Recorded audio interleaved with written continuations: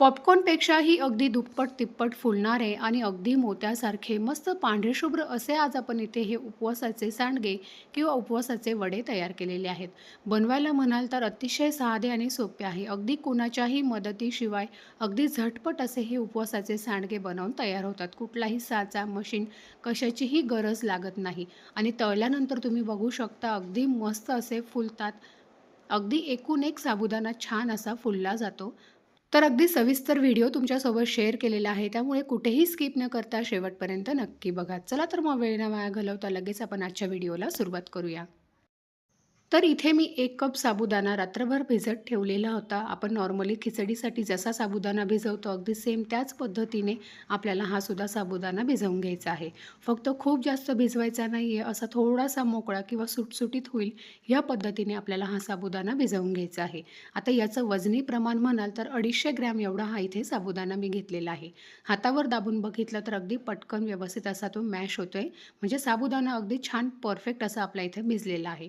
आता हा थोड्या वेळासाठी आपण साईडला ठेवून देऊया. तर 250 ग्रॅम इथे एवढा आपला साबुदाणा होता. त्यासाठी 200 ग्रॅम एवढे इथे मी बटाटे घेतलेले आहेत आणि साधारण 3 बटाटे आहेत मीडियम साईजचे. मोठ्या साईजचे बटाटे असतील तर 2 बटाटे तुम्ही इथे वापरू शकता.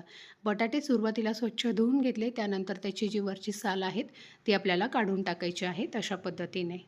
250 ग्रॅम एवढा आपला इथे साबुदाणा आहे. त्यासाठी बरोबर 200 ग्रॅम इथे मी एवढे बटाटे वापरलेले आहेत. तर आता तीनही बटाट्यांची साल आपली इथे काढून झालेली आहे. त्यानंतर आता आपण हे बटाटे किसून घेणार आहोत. त्यासाठी सर्वात जी मोठी किंवा जाड किसणी असते ती इथे मी घेतलेली आहे. त्या जाड किसणीने आता आपण हे बटाटे किसून घेणार आहोत. शक्यतो जाड किसणीचाच वापर करायचा आहे. बारीक किसणी वापरली तर मग किससुद्धा अगदी बारीक होतो आणि मग हे जे सांडगे आहे ते तळल्यानंतर त्यातला जो बटाट्याचा किस आहे तो पटकन लाल होतो. त्यामुळे थोडीशी जाड किसणी आपल्याला इथे वापरायची आहे. म्हणजे बटाट्याचा किस अगदी छान जाड होतो आणि तळल्यानंतर सुद्धा तो अगदी छान दिसतात हे. तर हे बघा आता हे सर्व बटाटे आपल्याला किसणीने किसून घ्यायचे आहे. तर तिघही बटाटे इथे मी किसणीने किसून घेतलेले आहे. आता 3 ते 4 पाण्याने याला स्वच्छ असं धुवून घ्यायचं आहे. बटाट्यांमध्ये भरपूर स्टार्च असतो त्यामुळे याला चांगलं व्यवस्थित धुवून घ्यायचं आणि त्यानंतर आता आपल्याला हा जो किस आहे हा साबुदाण्यामध्ये टाकायचा आहे. त्यापूर्वी आपण हा किस धुवून घेतलेला आहे. त्यामध्ये जे काही एक्स्ट्राचं पाणी असेल तर अशा पद्धतीने हा किस हातावर थोडासा दाबून घ्यायचा आहे. म्हणजे त्यामध्ये जे काही एक्स्ट्राचं पाणी असेल ते सर्व पाणी निघून जाईल आणि अगदी मस्त कोरडा असा हा किस इथे तयार होईल. आता यामध्ये हिरवी मिरची घातलेली आहे 1 चमचा. फक्त मिरची मिक्सरला थोडीशी फिरवून आणि मग त्यानंतर यामध्ये घातलेली आहेत. आता चवीनुसार आपल्याला यामध्ये मीठसुद्धा घालायचं आहे. तर आपण जे वाळवणाचे कुठलेही पदार्थ असतील त्यामध्ये मीठ थोडं कमी प्रमाणात घालायचं आहे. कारण पदार्थ वाळल्यानंतर मग ते खारट होतात. तर सुरुवातीलाच इथे मी थोडंसं कमी प्रमाणात मीठ घातलेलं आहे. आता संपूर्ण साहित्य आपल्याला एकदा मिक्स करून घ्यायचं आहे.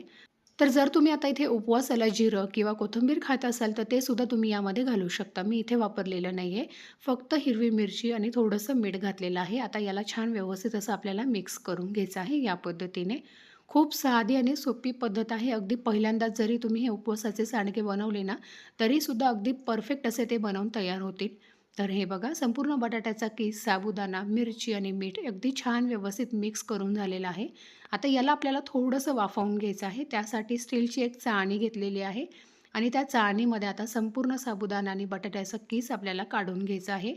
आता हे जर सांडगे तुम्ही जास्त क्वांटिटीमध्ये बनवणार असाल, तर त्यासाठी घरातलं कुठलंही एखादं मोठं भांडं, मोठं पातेलं किंवा कुकरचे आपले जे 2 डब्बे असतात, त्यामध्ये सुद्धा तुम्ही याला वाफवून घेऊ शकता.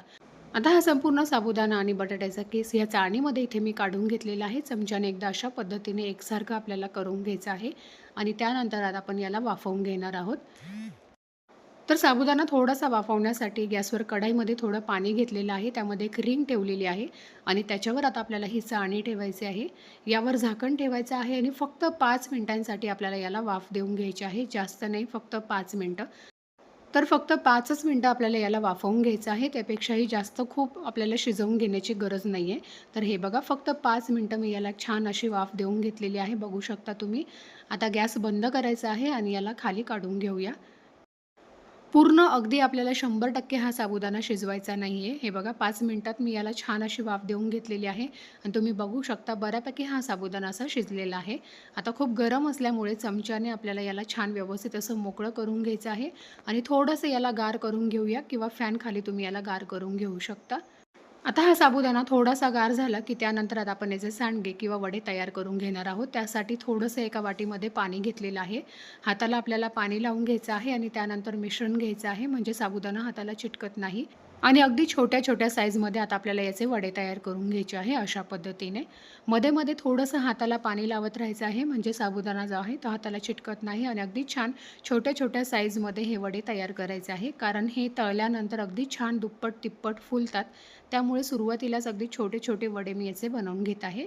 सर्व मिश्रणाचे असेच वडे इथे मी तयार करून घेतलेले आहे.